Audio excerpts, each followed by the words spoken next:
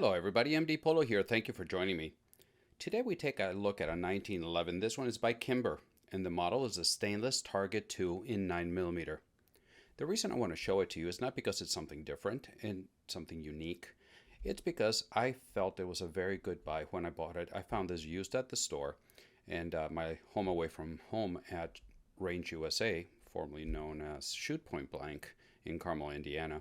I almost said Shoot Point Blank. Still getting used to that name. But we're going to take a look at this. I found it used at the cabinet and it was in pretty rough shape. So I want to show you what I did to it, and now it's become one of my favorite 1911s. Before we get into that, I wanted to enlist your help in growing the channel. I'm trying to get to 15,000 subscribers by the end of the year, and so YouTube tells me that about roughly 90% of my viewers are not subscribed. So if you like what I'm doing here, you like the guns that I show you and the content, I would appreciate it if you can click on the subscribe button and give me a thumbs up on the video if you feel that I've earned it. So thank you very much for your help with that.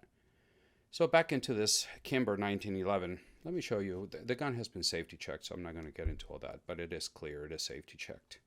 So it's just a beautiful, beautiful gun. This one is about 19 years old, and when I found it at the gun shop, it was not only pretty dirty, let the focus catch up, it was pretty dirty, but it didn't have texture here in the front. It was just a smooth texture in the front, and somebody had put on that skateboarding tape that glued onto the front of it, and some of the parts had already been falling off on the corners, and you can see the glue had turned yellow. So anyway, it was a pain in the butt to take off. And the grips, it came with a regular wood grips that I'm going to show you here. So these are let the focus catch up, but these are the original grips that the gun came with. So that's what it looked like. But with a black skateboard tape in here with a glue showing yellow, and it looked pretty ugly. And so I spent quite a bit of time cleaning it up. It has some very nice checkering in the back, as you can see there. The regular grip safety, a very nice beaver tail, and the action is just smooth as it can be when you rack the slide. So it took a lot of time to clean it all up and finally get this skateboard tape off. And I want to show you what I did. I found this, believe it or not, on Amazon. And this is just a very thin metal plate that comes already molded, and it's got little wings that go underneath. You take the grip panels off, you put the grip panels on top of it, and now you have very, very nice texture. It's pretty much equivalent to what you have in the back here, but now you have it in the front, and it looks a lot better than skateboard tape. And this is made by Wilson Combat. And I bought it in Amazon. I think it's for less on Amazon. I think for less than $20. I can't remember exactly. But now it looks so much better. I think the look is really nice and much better than the skateboard tape. The other thing that I added, like I said, were the grips. And these are by Lock Grips, my favorite grip company. And this is their cross-cut model. You can get them in a lot of different colors, but I think this black and orange looks really, really sharp on this Kimber all stainless.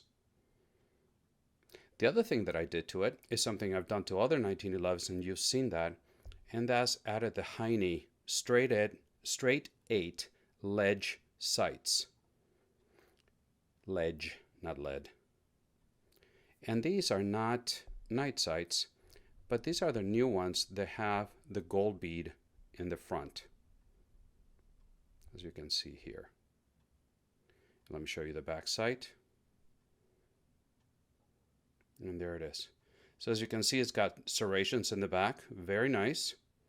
It's got just very smooth, and you can see the fit. Now Heine suggested that I send the slide to them so they could fit the sights onto them. That's what I did. So they were custom and professionally installed by Heine. And I think the whole thing, from the time I sent it to the time I got it back, was 7 days. Try to get that in focus for you. And as you can see, the front sight is also serrated with that 14 karat gold bead in the front and in the back. Not sure if it'll focus there, but you basically create a little snowman. So very nice. These run around $200, so they're not cheap, but you are getting 14 karat gold, and I think it's an awesome side picture. Let the focus catch up again. So very nice, full size 1911, serrations front and back, skeletonized trigger, and just the slide. Oh, let me show you one more thing before I get into that. I'm using Wilson Combat Mag here. That's been so reliable, flawless.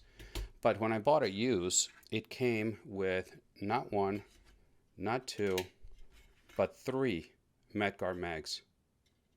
9mm for the 1911. So for this kit, I'm running 4 mags, 3 Medgars, and the Wilson Combat. So I think it was a pretty good deal. And that trigger, typical 1911 trigger, you're there at the wall. That's all you get. Just beautiful. And your reset there, instant. It's just an absolute dream of a trigger. I was originally hesitant about buying this 1911 from Kimber, mostly because of ignorance. I'd heard that Kimber's had quality control issues, reliability problems, and a friend of mine told me that the older Kimbers are fantastic. The newer ones are back to the old type of quality, but there was a period there in between that their quality control was pretty suspect. So this being 19 years old, I took a gamble and I thought, okay, well, maybe that's still in the range of the good ones. And so far it's been fabulous. It's got a big of a beveled mag well down here, 8 on the reloading, and just everything looks top notch. The way it's fit. You can see here the extractor. It is, I mean, I run my finger over it, I can't feel anything. Just very well done. Anyway, I just wanted to show it to you. I don't want to keep babbling on about the same thing over and over again. But the upgrades to this was the Wilson Combat front texture. Now, the one thing I did do since we're here is when you install the grips, the grip panels, that puts pressure on the little wings that go under from the metal sleeve, and that's supposed to keep it from sliding up and down. What I did is on the inside I put some double-sided Scotch tape, just regular Scotch tape, and that, you know, you just squeeze it and it helps it stick in place together with the grip pressure here. It hasn't moved, hasn't gone anywhere. But that's it. So we got the Wilson Combat grip texture in the front. We've got the lock cross-cut pattern 1911 grips, and we got the Heine straight 8 ledge 14 karat gold bead sights. And that is my Kimber 1911 stainless Target 2.